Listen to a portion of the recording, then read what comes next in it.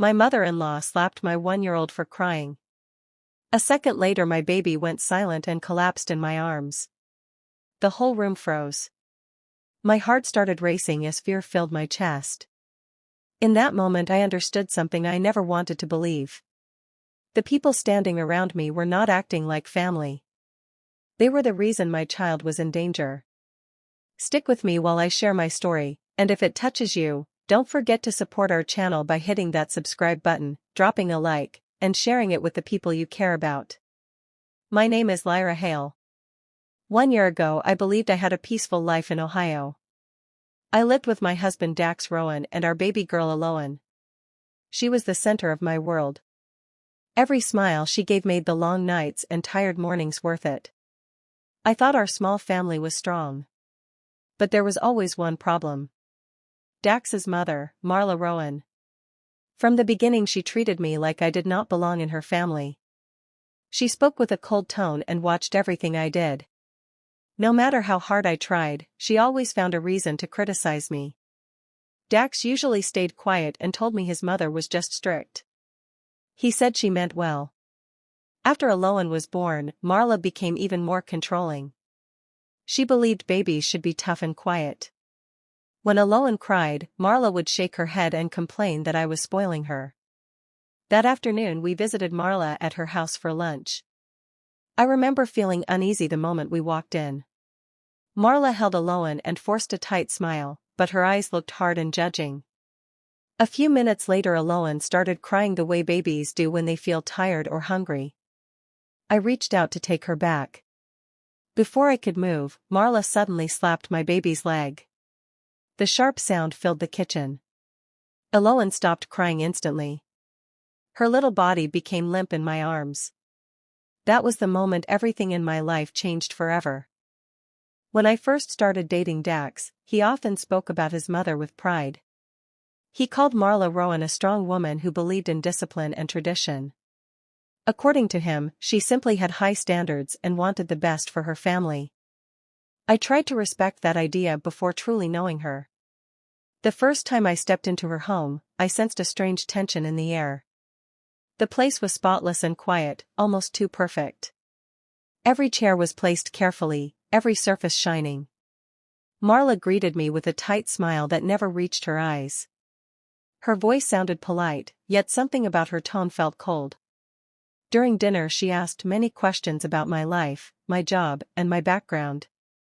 At first they seemed normal, but the longer the conversation continued, the more it felt like an interview instead of a meal. Each answer I gave was followed by a pause, as if she was measuring my worth. Nothing I said seemed to impress her. When I talked about my work, she raised her eyebrows slightly. When I shared stories about my childhood, she nodded in a distant way. I realized she had already decided I was not the person she wanted beside her son. Meals at that house slowly became uncomfortable routines. Marla watched every movement I made, from how I held my fork to how I spoke. Her silence carried more judgment than words. I always left feeling like I had failed a test that had no clear rules. Dax noticed the tension but rarely stepped in. Whenever I tried to talk about it later, he brushed it away with a tired sigh. He would say his mother simply had a firm personality and that she never meant to sound harsh. After Aloan entered our lives, the atmosphere grew even heavier. Marla constantly shared her beliefs about raising children. She spoke about discipline and control, saying young ones needed to learn obedience from the very beginning. Her comments made me uneasy. The way she talked about infants sounded cold and distant. Still, Dax defended her again, repeating that she belonged to another generation and saw the world differently. A few days later the weekend arrived, and Marla called early in the morning. Her voice sounded firm as she invited us to come over for a meal. It did not feel like a simple invitation. It sounded more like an expectation. I felt uneasy the moment Dax told me about it. I quietly suggested we stay home that day. Aloan had been restless the night before, and I thought a calm afternoon would be better for her. But Dax shook his head and said his mother would be disappointed if we did not show up. He assured me the visit would be short and peaceful. Reluctantly, I agreed. When we arrived at the house, everything looked exactly as it always did. The rooms were spotless and silent. The smell of cooked food filled the air, and the dining table was already prepared. Marla greeted us at the door. Her smile looked controlled and stiff. The moment she saw Aloan, she stretched out her arms and took the baby without waiting for my response. I forced a polite expression while watching carefully. For a short time, things seemed calm. Marla walked around the living room while holding Aloan, speaking in a soft voice that almost sounded gentle. She looked down at the baby and made several comments about her size, mentioning that she looked tiny for her age. Her words carried a strange tone that made me uncomfortable, but I tried to ignore the feeling. Minutes passed quietly while Dax sat nearby talking about work. I stayed close, keeping my eyes on my daughter. Then Aloan began to cry. It was not loud or dramatic. It was the soft, tired cry that every parent understands immediately. She was probably hungry or needed rest. I stepped forward and reached out my arms to take her back. Before I could touch her, Marla's expression suddenly changed. The calm look disappeared from her face. Her eyes became sharp, and her jaw tightened in a way I had never witnessed before. The room grew tense in an instant, and I felt a sudden wave of dread pass through me. Everything happened in a flash. I had just stepped closer, reaching forward to gather my daughter, when Marla's arm moved quickly. Her hand came down sharply against Aloan's leg. The sudden strike shocked me so much that I froze for a split second. Marla's voice followed immediately, loud and harsh as she ordered the baby to stop making noise. The sharp sound filled the kitchen and bounced off the quiet walls. For a moment it felt like time itself had paused. My chest tightened and my pulse pounded in my ears. Dax remained sitting at the table, staring in stunned silence. No one spoke. The entire house seemed to hold its breath. Aloan's crying stopped instantly. The change was so sudden it frightened me. Only a moment earlier she had been whimpering softly, the normal sound of a tired infant. Then everything went quiet. I stepped forward quickly and gathered her into my arms. Her head rested against my shoulder, but something felt wrong. Her little body felt strangely heavy and loose at the same time. I looked down at her face. Her eyes were no longer focused. The tiny movements she usually made were gone. Her arms hung without strength, and her breathing sounded faint. Fear shot through me like electricity. I gently called her name, hoping she would react the way she always did when she heard my voice. Normally she would move, make a small sound, or reach toward me. But nothing happened. The silence around us grew unbearable. My thoughts raced as panic began rising in my chest. I held her closer, trying to feel any movement that would tell me she was all right. Behind me, I heard a chair scrape softly against the floor as Dax shifted, but he still did not speak. Marla stood nearby with an irritated expression, as if the entire situation was an inconvenience rather than something serious. My hands started to shake. The warmth of my daughter's small body rested against me, yet she remained completely still. That was the moment. When pure terror took hold of my heart, terror took over my body. I called Aloan's name again and again, my voice breaking as I tried to wake her. I gently moved her shoulders, hoping for the smallest reaction. Her eyelids stayed heavy, barely open, and her chest rose with weak, uneven breaths. My heart pounded so loudly that it drowned out every other sound. Fear spread through me with each passing second. I kept whispering to her, begging her to move, to cry, to give me any sign that she was okay. Across the room, Dax remained motionless. His eyes were fixed on his mother instead of the child in my arms. The look on his face showed confusion, but he made no effort to come closer. It felt like I was the only one who understood how serious the situation had become. Marla, however, looked completely calm. She crossed her arms and watched us with a cold expression. Instead of concern, she spoke with irritation, claiming that little ones sometimes pretend to faint in order to get extra attention. Her words shocked me. I stared at her in disbelief, unable to understand how anyone could say something like that while seeing a baby in that condition. Deep inside, a powerful instinct told me something was terribly wrong. This was not normal crying or simple fussiness. A quiet voice in my mind kept repeating that my daughter needed help immediately. I did not waste another second arguing. Still holding Aloan close against my chest, I turned and hurried through the hallway. My hands trembled as I searched for my bag and the car keys. The metal jingled as I grabbed them from the table near the entrance. Behind me, I heard Dax calling my name, but his voice sounded distant and uncertain. Marla muttered something under her breath, sounding annoyed rather than worried. I pushed the front door open and rushed outside into the bright afternoon light. The cool air hit my face as I hurried toward the car, clutching my daughter tightly.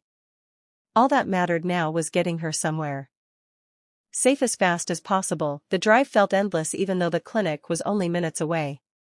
My hands tightened around the steering wheel while Aloan rested against my chest in the passenger seat carrier. I kept looking at her tiny face at every red light, praying to see some sign of strength returning. When I reached the emergency entrance, I rushed inside and called for help. The nurses reacted quickly the moment they saw the condition of the infant in my arms. Within seconds they guided me through the hallway toward an examination area. Medical staff gathered around the bed while one nurse gently lifted Aloan from my arms. Another checked her pulse while someone else placed small monitors on her chest. The room filled with quiet, focused movement. I stood nearby trembling, watching every action they took. The bright lights above the bed made everything feel even more intense. My heart pounded while I waited for someone to tell me what was happening. After several moments, a doctor began carefully examining her. He listened to her breathing, checked her eyes, and spoke softly to the nurses assisting him. Gradually Aloan started to move slightly, and the sight gave me a small wave of relief. The doctor then turned toward me and asked calmly what had happened before we arrived. My voice shook as I described the moment in the kitchen. I explained how Marla reacted when the baby began making noise and what followed immediately after. As I spoke, the doctor's expression slowly changed. The calm professional look on his face became serious and concerned. He nodded slowly while listening to every detail. When I finished, he took a quiet breath and explained that the sudden impact had shocked Aloan's small body. According to him, the strike likely caused a brief interruption in her breathing. For a few seconds her body simply shut down in response to the shock. Hearing those words made my stomach twist with anger and fear. The doctor looked at me carefully for a moment. His voice became softer, almost cautious, as he asked one simple question. He asked whether I truly believed my daughter would be safe around the person who had caused this situation. Night had already fallen when I walked back into the house. The long hours at the clinic had drained every bit of energy from me. Aloan rested quietly in her carrier beside me, finally calm after the frightening ordeal. Dax was waiting in the living room. He stood near the window with his arms folded, his posture stiff. The silence between us felt heavy the moment our eyes met. Part of me expected anger from him.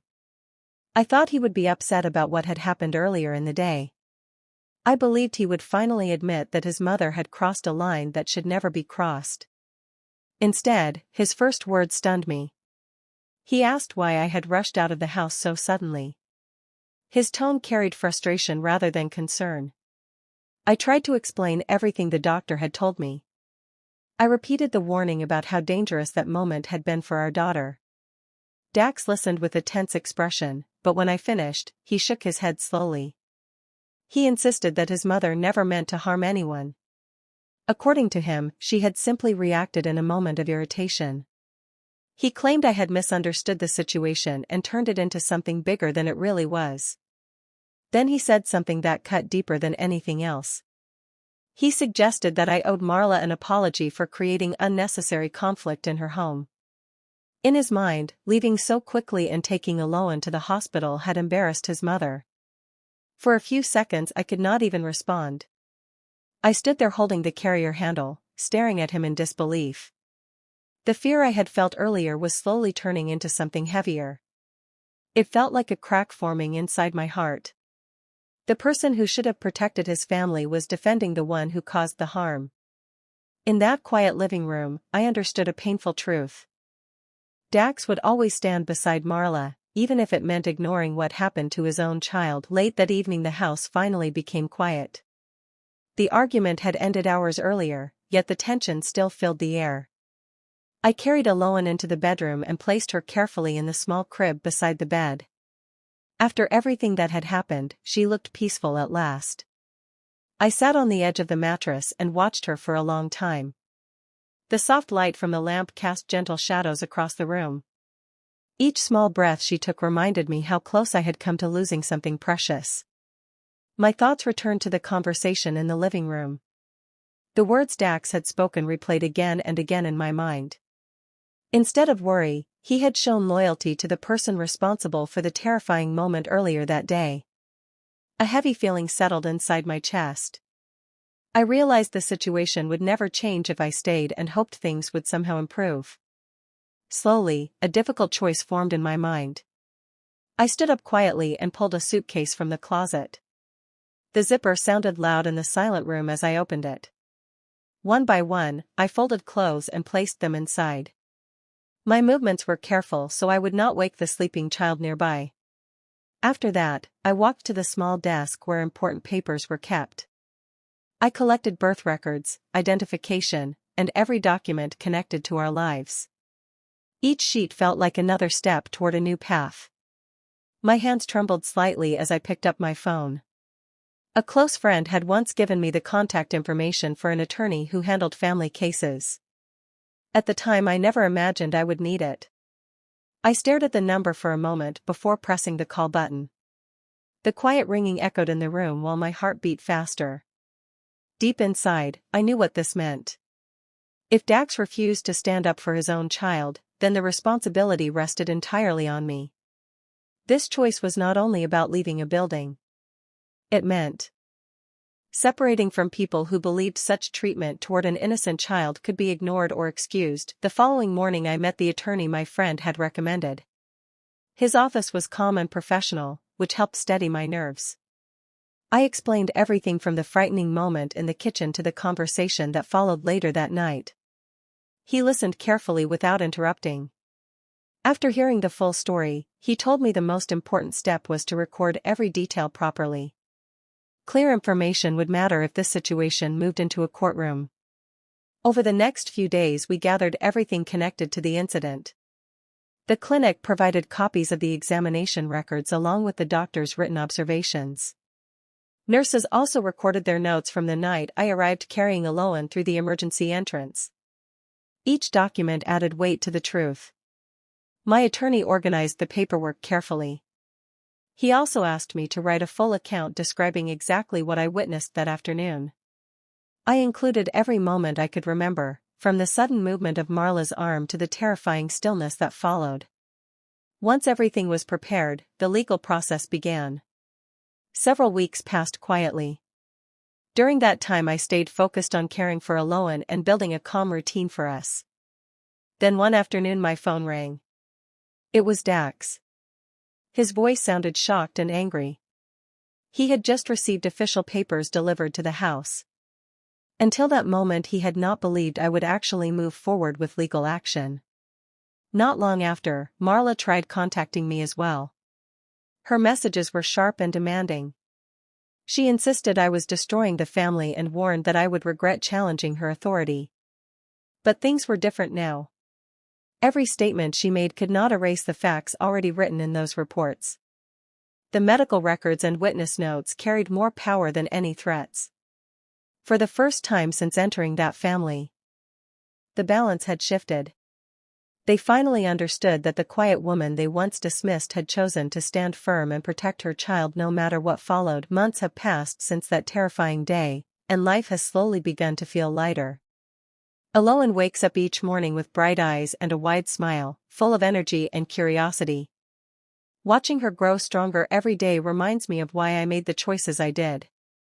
I found a small apartment in a quiet neighborhood far from the Rowan family. The walls are decorated with Aloan's drawings, and the rooms echo with laughter instead of tension.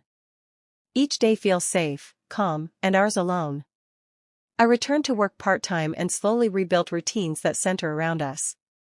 The stress and fear that once dominated our lives have been replaced with a sense of control and security I never thought I could achieve. Sometimes friends ask if I regret leaving Dax. They want to know if walking away from my marriage and his family was worth it.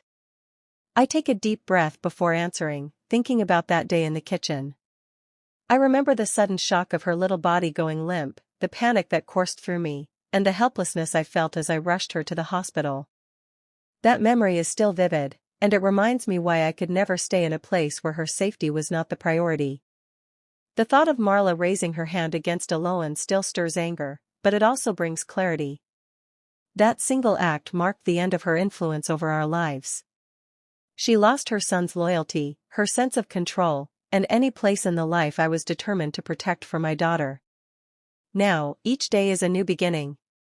We laugh, we play, and we grow together, free from fear. I watch Aloan explore the world around her, and I feel the quiet strength that comes from knowing I stood up when it mattered most. We finally have a life where love and safety guide every step. Do you think I did the right thing by leaving Dax and his family, or should I have given them another chance? I'd love to hear your thoughts in the comments. If you want more stories like mine, subscribe and hit the bell.